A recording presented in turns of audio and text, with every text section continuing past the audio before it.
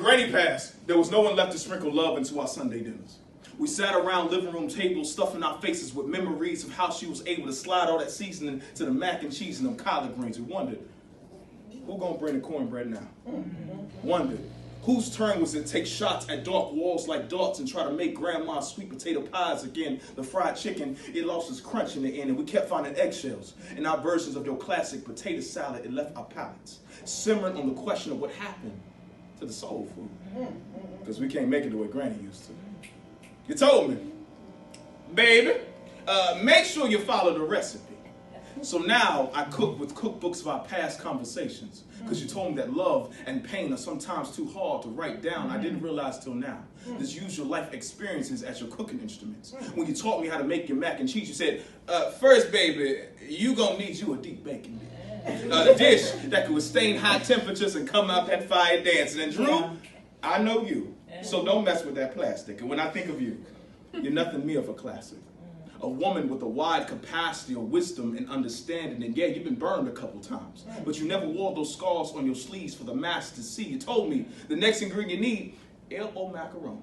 So I ran and bought a couple of boxes. But that pasta reminded me of times when Grandpops used your face as his boxing bag. It was sad how a pair of fists could constantly shatter the rain house of beauty God placed inside when he created you. You had rain gutters clogged from macaroni-shaped tears that dried on their own behind closed doors when the sun went down, it appears. And just like mac and cheese, you said,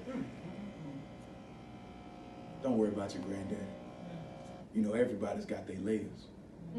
So don't forget that butter. See, you made it cool to be Southern. And us Southern folks know that butter is like God's miracle elixir to keep everything flowing together. When I started dating, you told me, don't get seduced by them Northern girl love potion called olive oil. Now get you a Southern veil. You know, butter is better. A girl who gonna cook and give you something to hold on to during the winter. And the wintertime was known for Grandma's snow cream, right for those good old Sunday dinners who had me comfortable. With sweet tooths like warm soup on life's cold days, we prefer Big Mama over that Campbell soup to soothe. You often wondered, Granny, now how are you a deaconess in this here church? And you know voodoo. I mean, now you had some trends about how you dance on the kitchen floor to a jazz band of ingredients and this family of musicians. You were the heartbeat, the drummer that kept everything consistent, but when you went missing, this family band, we fell apart. And we couldn't figure out what song we were playing.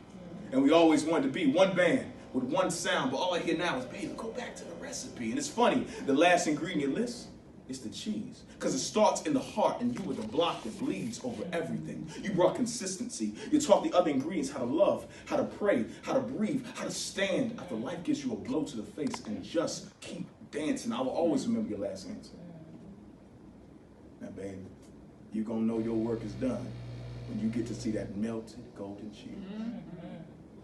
So I become a master at cooking soul food. I'm constantly cooking all of Granny's favorite recipes, but it ain't about the food no more.